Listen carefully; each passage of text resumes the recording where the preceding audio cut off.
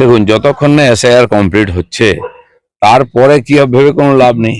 বারবার এক্সটেনশন হচ্ছে, কারণ রাজ্য সরকার চায় না এসআইআরটা কমপ্লিট হোক, শেষ হোক পশ্চিমবাংলায়। কারণ যত রকম অসহযোগিতা করার করছে, বাকিটা তো নির্বাচন কমিশন বা সুপ্রিম কোর্টও বলেছেন যে এসআইআর আটকানো যাবে না। চেষ্টা হচ্ছে, কিন্তু সমস্ত সরকারি কর্মচারীরা যদি বিরোধিতা করে, অসহযোগিতা করে, এসআইআর ঠিকঠাকও হবে না, সময়ও শেষ হবে না। আগস্ট নয় এপ্রিল থেকেই রাজ্যের যুবসাথী প্রকল্প নবান্নে ঘোষণা মুখ্যমন্ত্রী। বাজেটেই বেকার যুবকদের ১,৫০০ টাকা করে দেওয়ার ঘোষণা। ক্যাম্পে তোলা যাবে নাম। ইলেকশন এলে অনেক রকম ধ্যান ভাতা। 15 বছর পরে বেকার যুবকদের কথা মনে পড়লো। উনি তো পরিযায়ী শ্রমিকদের জন্য আলাদা ফান্ড করেছিলেন, সে ফান্ড কোথায় গেল? কতজন ব্যবসা শুরু করেছে, কতজন পেয়েছে? সব পার্টি ক্যাডারে পেয়ে গেছে। এই যে যে যুবক, এ তো কত লক্ষ যুবক আছে, একটা 1000 পোস্টের জন্য 15 লাখ লোক পরীক্ষা দেয়। তো ব্যাপক সংখ্যায় আছে, কতজন ভাতা পাবে? তারা কি কেবল টিএমসি ওয়ার্কাররাই পাবে, ক্যাডারেই পাবে, না বাইরের লোকেরাও পাবে? কিসের আধারে এই ভাতা দেওয়া হবে?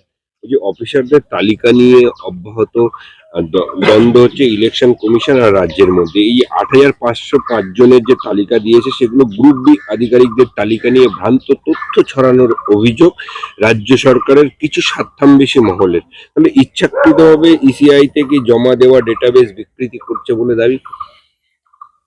জানি না, এটা তো কোর্টে বলেছে এসিআই যে আমাদের কাছে তো এখনো পুরো নামই আসেনি, পুরো তথ্যই আসেনি কারা অফিসাররা, এতজনকে দিতে হবে। রাজ্য সরকার দেবে না, দিলেও ভুলভাল নাম দেবে, লোকগুলোকে খুঁজে পাওয়া যাবে না। একটাই উদ্দেশ্য, এসআইআর কে ডিস্টার্ব করা। বুঝি কোষাগারে টাকা নেই, দিয়ে দিতে পারছে না। রাজ্য সরকার যে দিয়ে দেওয়ার কথা ছিল সেটা দিতে পারছে না। কিছু ভাতা দেওয়ার জন্যই কি শুধুমাত্র টাকা রয়েছে? দেখুন, ডিএ না দিলেও চলে যাবে, কোর্ট এর আগেও বলেছে, মমতা ব্যানার্জি মানেননি, আবার বলেছে, আবার মানবেন না। কোর্ট তার ওনাকে ক্ষমতা থেকে সরাতে পারবে না। তো সেই জন্য এখন যেটা জরুরি, আর সেটা হচ্ছে ভোটের সুবিধার জন্য কাকে দেওয়া উচিত। অন্যান্য ভাতা বাড়িয়ে দেবেন, কিন্তু যাদের অধিকার, যারা কাজ করছেন তাদেরকে বঞ্চিত করবেন, সেটাই বারবার হচ্ছে।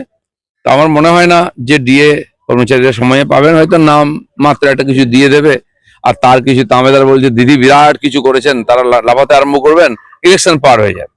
জ্ঞানেশ কুমারের অপসারণে অনেক তৃণমূল। মুখ্য নির্বাচন কমিশনের বিরুদ্ধে ইমপিচমেন্ট প্রক্রিয়া শুরু। ইন্ডিয়া শরিকদের সঙ্গে আলোচনা চলছে, জানান অভিষেক। না, এখন কি আছে, লড়াইটাকে দিল্লিতে নিয়ে গিয়ে পশ্চিমবাংলায় এই যে নির্বাচন কমিশন দ্বারা এসআইআর হচ্ছে, এটাকে ডিস্টার্ব করার চেষ্টা হচ্ছে।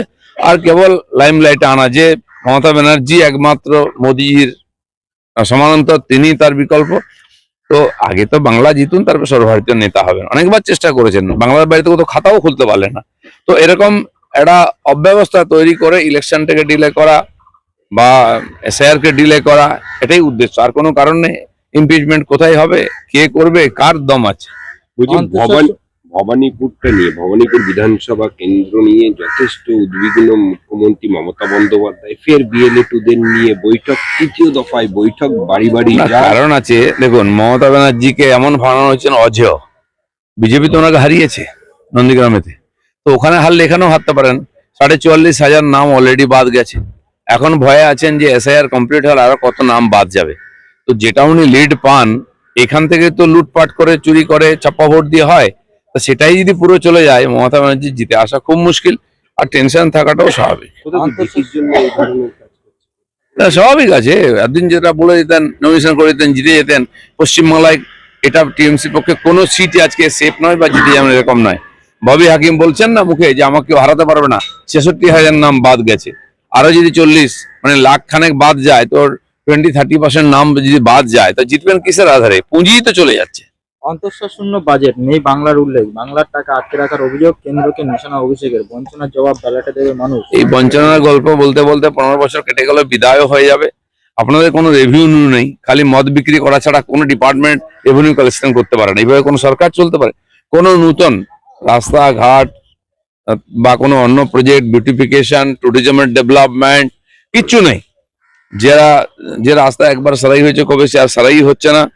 বাকি তো কলকারখানা, চাকরি বাকরিতে কথা ছেড়েই দিন, ভাতা দিয়ে কদিন চলতে পারে? তো সেই জন্য এই ধরনের একটা অপদার্থ সরকার যত তাড়াতাড়ি যায় তত ভালো। একদিকে বিআইয়ের সম্পত্তি নিয়ে চাপ, আর একদিকে রাজনীতির ময়দানে বাবরি আবেগ শান দেওয়ার চ্যালেঞ্জ। দুধে বেলডাঙ্গায় শুরু বাবরি মসজিদের নির্মাণ। হুমায়ুন কবিরের এবং বাবরি মসজিদ বলে আর ভারতবর্ষে কোথাও ভোট করা যাবে না, পশ্চিমবাংলায় তো হবেই না।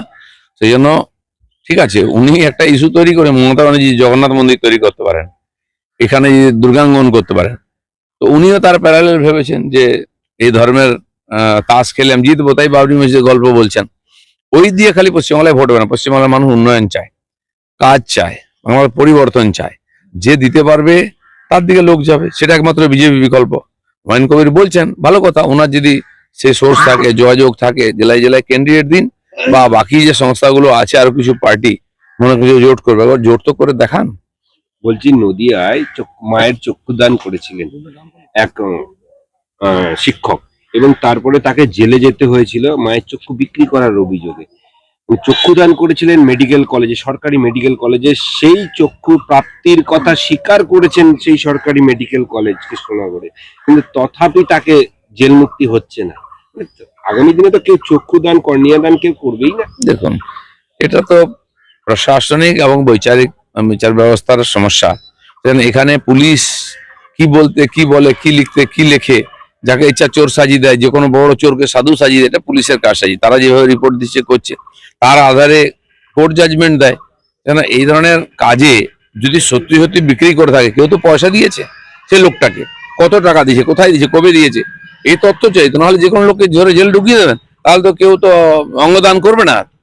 খুব বাজে মেসেজ, এটা এটা হওয়া উচিত নয়।